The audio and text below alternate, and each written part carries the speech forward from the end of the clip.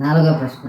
తన లక్ష్యపు కీటకాలను చంపడం కొరకు అదనపు సామర్థ్యం పొందగలిగే ప్రత్యేక గతిశీలత కటానాలో ఏదైనా ఉందా?